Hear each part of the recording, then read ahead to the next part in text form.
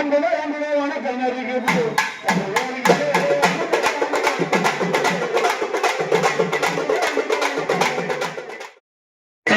இல்லையா அண்ணா பாருங்கண்ணே, இந்த இளம் வயதுன்னு சொல்றீங்களே, இளம் வயதுல எத்தனை வயசு முடியும் இளம் வயதுன்னு சொல்றாங்க அண்ணே?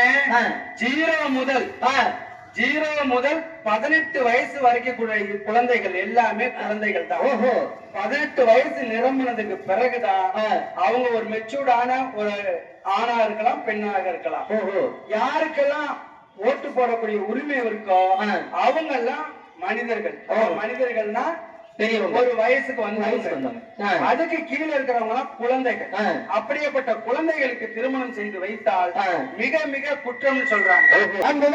வணக்கம் இருக்குது.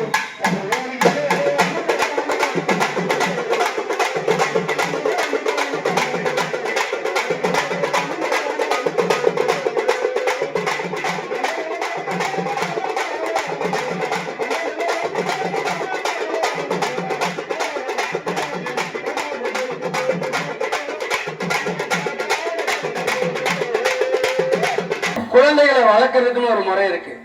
எப்படின்னு சின்ன வயசுல இருக்கக்கூடிய குழந்தைகளை விளையாடுதுன்னு சொல்லி ஆசையா விட்டுருப்போம். ஆனா பாத்தீங்கன்னா பக்கத்து வீட்டு தாத்தாவோ மாமாவோ பல்லாத சில காரியத்தினால நம்மளுடைய குழந்தைகளுடைய வாழ்க்கையே கேள்விக்குறியா போயிருக்கு. நிறைய டிவில பாக்குறோம், பேப்பர்ல படிக்கிறோம், ரேடியோல சொல்றத கேட்கிறோம், பாலியல் தொல்லைன்னு. அப்படி என்ன உங்களுக்கு அது மேல ஒரு ஆசை? இளம் குழந்தைகள் மீது தேவையில்லாத ஒரு ஆசையை வச்சு அந்த குழந்தைகளுடைய வாழ்க்கையை சீரழிக்கலாமா? திட்டம் அப்படிங்கிற திட்டத்தின் மூலமாகவும் புதுமை பெண் திட்டத்தின் மூலமாகவும் ஒவ்வொரு பெண் குழந்தைக்கும் அவங்க படிக்கிற, அதாவது கல்லூரியில சேர்ந்த பிறகு அவங்களுக்கு மாசம் 1000 ரூபாய் கொடுக்குறாங்க. மாசம் 1000 ரூபாய். ஆமா. அது இல்லாம கல்லூரியில சேர்ந்ததுக்கு பிறகு கல்லூரியில கல்வி உதவித்தொகை, ஸ்காலர்ஷிப்